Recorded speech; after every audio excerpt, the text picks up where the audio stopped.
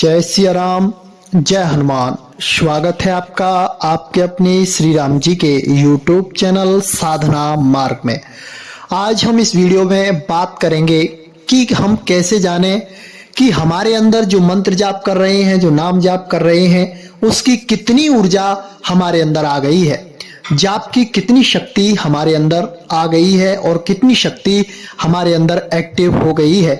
इस विषय में कैसे जानें और इसके क्या संकेत होते हैं जिससे कि हम पता कर सकते हैं कि हमारे अंदर मंत्र जाप की इतनी ऊर्जा आ चुकी है।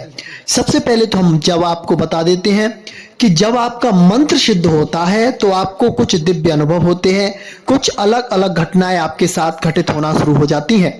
ये घटनाएं आपको बताती हैं कि आपके अंदर राम नाम के जाप की, मंत्र जाप की कितनी ऊर्जा समाहित हो गई है। जो सबसे पहली घटना होती है वह यह होती है कि जब आपका मंत्र जाप चलता है उस समय आपके मस्तक में स्पंदन होना शुरू हो जाता है। जैसे ही आपने एक माला जाप किया, आपके मस्तक में हल्का हल्का इस स्पंदन हुआ, चींटी सी रेंगना शुरू हो जाता है और ऐसा लगता है कि मस्तक में कोई चीज है जिसका खिंचाव हो रहा है। तो ये मंत्र जाप की जो ऊर्जा होती है उस ऊर्जा को दर्शाता है और उस ऊर्जा के जरिए आपकी जो सिक्स सेंस है, जो आपकी छठी इंद्री है, वो कितनी जागृत हो गई है यह भी दर्शाता है। जितना ज्यादा स्पंदन, जितनी ज्यादा झंझनाहट आपके अंदर होगी, उतनी ज्यादा आपकी एनर्जी, उतनी ज्यादा आपकी शक्ति जागृत होती है और उतनी ज्यादा कृपा आपको आपके इष्ट की मिलती है। जो दूसरा अनुभव होता है वह यह होता है कि जैसे ही आप माला जाप पर बैठते हैं वैसे ही आपके अंदर आपके इष्ट का चित्र आने लग जाता है, यानी कि आपके इष्ट की तस्वीर आपको दिखाई देने लग जाती है। इष्ट कभी मुस्कुराते हुए दिखाई देते हैं, कभी आपके पास बैठे हुए दिखाई देते हैं, कभी आपसे वह कुछ बातें करते हुए आपको दिखाई देते हैं। तो यह भी एक संकेत होता है आपके जाप की ऊर्जा को कि आपके अंदर जाप की ऊर्जा कितनी आ गई है। और जितनी ज्यादा आपके अंदर जाप की ऊर्जा बनती है उतनी ज्यादा आपका आपके इष्ट के प्रति जुड़ाव होना शुरू हो जाता है। जो तीसरा अनुभव होता है आपके साथ वह यह होता है कि आपके अंदर से कुछ ऐसे अनुभूति आपको होने लगती है जैसे कि कौन सा कार्य है जो हमें करना है, कौन सी चीज है जो हमें ग्रहण करनी है, किसी गलत जगह पर तो हम नहीं पहुंच गए हैं, कुछ हमारे साथ गलत तो नहीं होने वाला है। ये सारी घटनाएं घटित होने से पहले आपके अंतःकरण में ये चीजें आपको प्रेरित करना शुरू कर देती है, यानी कि आपको ये पहले ही पता चल जाती हैं। कुछ ऐसी बातें खान पान के लिए, जैसे आपको क्या खाना चाहिए, क्या नहीं खाना चाहिए।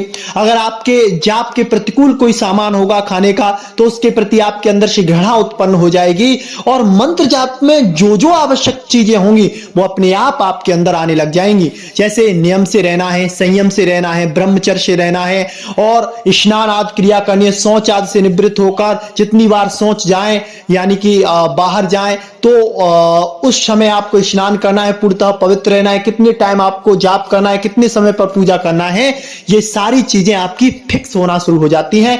यानी कि आपके जीवन का एक रूटीन ऐसा बन जाता है जो कि एक भागवतिक होता है और वह भागवतिक जो रूटीन होता है वही आपके जीवन में जो मंत्र जाप की ऊर्जा है उनको जागृति की ओर तरफ ले जाता है। क्योंकि जितना ज्यादा आप पूजा का पाठ करेंगे, जितना ज्यादा ध्यान करेंगे, जितना ज्यादा मंत्र जाप करेंगे, उतनी ज्यादा ऊर्जा शक्ति मंत्र जाप की आपको मिलने लग जाएगी।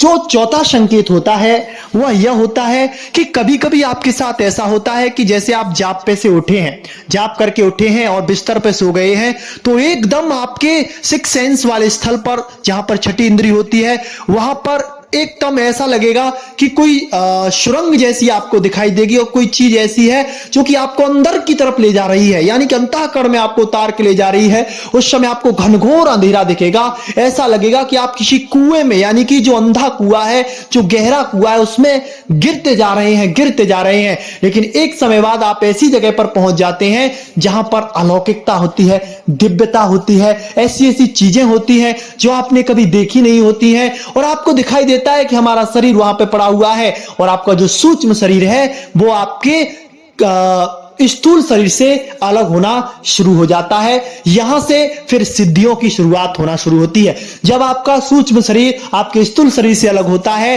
तो आपको सूक्ष्म जगत की जो अनुभूतियां हैं, जो शक्तियां हैं, जो एनर्जियां हैं, उनके बारे में पता चलना शुरू होता है, उनके बारे में आपको जानकारी हो जाती है, उनसे आपका कांटेक्ट स्थापित हो जाता है।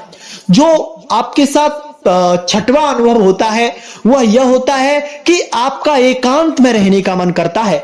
जितना ज्यादा आप एकांत में रहेंगे उतना ज्यादा आपको आनंद की अनुभूति होती है। किसी के पास ज्यादा उठना, किसी के पास ज्यादा बैठना, किसी से ज्यादा बात करना, व्यर्थ की बातें करना, व्यर्थ के काम करना, ये सारी चीजों से आपका मन हट जाता है। पूजा पाठ में, ध्यान में, मंत्र जाप में आपका मन अनन्य होके लगता है और आपके अंतःकरण में आपके प्रभु के प्रति अपार प्रेम, अपार विश्वास, अपार श्रद्धा जागृत हो जाती है। ये संकेत होते हैं आपके अंदर जो मंत्र जाप की ऊर्जा है वह प्रबल अवस्था में आ चुकी है, समाहित हो चुकी है और कुछ समय बाद वह जागृत होने वाली है। और वही ऊर्जा आपको दूत के रूप में मिल सकती है, सवारी के रूप में मिल सकती है, या किसी दैवीय कृपा आपको हो सकती है, कोई मंत्र सिद्ध हो सकता है जिससे कि आपके जीवन में कुछ अद्भुत चमत्कार होता है। तो आज के लिए बस इतना ही। मिलते हैं आपसे बहुत जल्दी ही एक ऐसी नई जानकारी के साथ। तब तक के लिए जय श्री राम, जय जय हनुमान। और ना ही कोई